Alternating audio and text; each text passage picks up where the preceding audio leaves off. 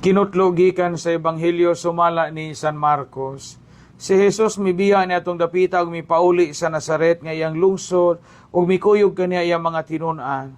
Sa adlaw ipapahulay miadto siya sa sinaguga ug nagtudlo sa mga tawo. Daghan ang mga tawo dito ug sa ilang pagkadungog kaniya nahibulong silang tanan. Busa nangutana sila diin man niya hikatuni kining tanan. Unsa mang matanga sa kaalam kining nabatunan niya o giunsa man niya paghimo ang mga milagro. Dili ba siya mauman ang panday nga anak ni Maria ug igsuon nila ni Santiago, ni Jose, ni Judas ug ni Simon? Dili bang iya mga igsong babae aniya man dinhi magpuyo? Tungod niini wala sila mutuo kaniya. Umiingon si Jesus kanila ang propeta gitahod sa tanang dapit gawas sa iyang kaugalingong lungsod sa iyang mga kadugo ug sa iyang banay. Wala siya makahimog milagro dito gawas sa pagtapion sa iyang mga kamot niya itong pipila ka masakiton ug naayo sila. Natingala siya pag-ayo nga wala sila mutuo. Unya miadto si Jesus sa tanang kasikbit nga balangay ug nagtudlo sa mga tao. Ang Ebanghelyo sa Ginoo. Nining adlaw nga Miyerkules mga igsuon, piyesta karon ni Santa Agida o Saint Agatha, usa ka birhen og martir. Sakit palandungon sa Ebanghelyo karon nga atong Ginoong Hesukristo nakatilaw di ay pod og kasinatian nga diin siya gi-underestimate or gikaminusan. Hingtanda si Jesus sa ila no sa Nazaret, may istorya sa Ebanghelyo karon. Una pagtanda niya sa Nazaret, wa maka-appreciate ang ihang mga igaagaw, mga katagilungsod o katagibarangay. Giingnan gani siya nga, di sa man siya makakatun in taon ani, di naman niya katun ining tanan niyang kaalam. Usamang matanga sa kaalam ang nabatunan niya. Dili ba siya mauman ang anak ni Maria o ang anak sa panday? Kailaman tani siya, nga may taon ay siya pa luma man og iyon anak. But ipasabot. Nga sa ato pa, ang iya mismong katagilungsod, ang iya mismong katagibarangay, iya mga kagupa, wa mo tuo, wa mo believe ni siya. Nakamino sila ni Jesus kay lagi anak o panday.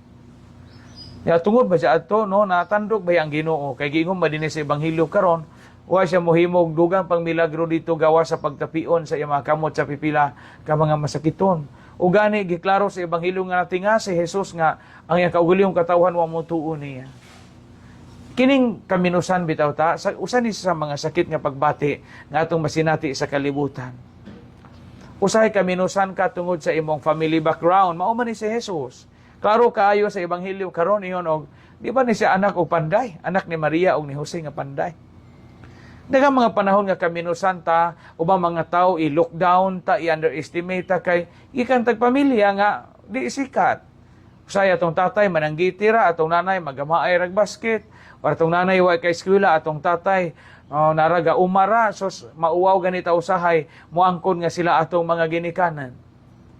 Daghang mga anak karon nga ini-graduate nila, dili nila papasuhon ang tinuod nilang mama o papa kay bulingon og kuko o niya bulingon og naong o niya murag nga pagpa sa kainit. Kinsa ilang papasuhon, ilang ninong og ninang kay lagi dunyatik magpurma. Ilahang mga friends and relatives nga mga datuon.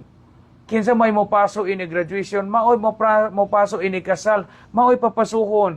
Ngano man gikauwaw ang ginikanan. Nakalimot silang ilang ginikanan mo iga pa eskwela nila, ilang ginikanan mo iga pa kaon nila, kapuliki intaw panginabuhi, panarbaho, pagbugwal sa yuta, pagpaninda, pagpanglaba, aron makagraduate ilang mga anak. Sa ni ka-graduate na, wa na patambunga o Thanksgiving party kay adtura sa suok, kay mauwaw na, kay abogado na, pari na, doktor na, uwaw na ipakita ang tinuod nga ginikanan, kay taga-bukid o na ignorante. Kaminusan in taon. Makalimot tagdis at tagikan, produkto ta sa ilang mga kahago. Ang uban makamino sa mga tao kay lagi taga-bukid. Na kami taga-syudad man mi, taga-sawang mi, taga-poblasyon. Unya kamo kay taga-bukid mo, taga-sityo mo, taga-suok mo, di mo angayan makigsagol na mo. Mo pito na may tabo na mga lungsod, hawod ka doon na taga-sawang, sa kaminusan na laman taga-baryo. Mao pa ni Jesus kay kaminusan nila. Paningkamot mo nga di mo makaminos. Kamo mga bright, o kitang mga arang-arang ug utok. Ayo kaminusin nila mga bulok. mga apiki in town o panghunahuna kay dili ba yata ng tao nga bright nga sakto og direksyon ang kinabuhi. Di ka magkaingon o kanang mga tao nga kaduha mag grade 1, katulo mag grade 6 nga di ta makaingon nga wa sila maayong panghunahuna. Daghang mga bright, mga lantip ug utok, mga tagas og IQ nga kamuritsing ang ilang kinabuhi. Udaghan po mga igo-igo ra sa klase nga hapit ganidi makapasar, natigayon sila sa ilang kinabuhi. Kay usahay ang atong hunahuna o brighta, siguro nato ang kaalam, dili baya. Ang Ginoo mo'y nasayod sa tanan. Maningkamot nga di ka makaminos sa mga tao. Maningkamot nga di nimo kaminosan tong mga tao nga ubos na itong kahimtang, ekonomikanhon, o bisan unsa nga criteria nga atong gamiton. Kamu mga maayog dagway, mga gwapo o gwapa, ayaw kaminusin ang mga tao nga subidaon og naong. Ayaw niyo tamaya to mga tao nga pislat og ilong. Ayaw niyo tamaya to mga tao nga parehas namo sa paw og ngipon. Pasalamat mo sa Ginoo nga mo maparihan namo. Char. Amen. Sakto ra to kay taas na.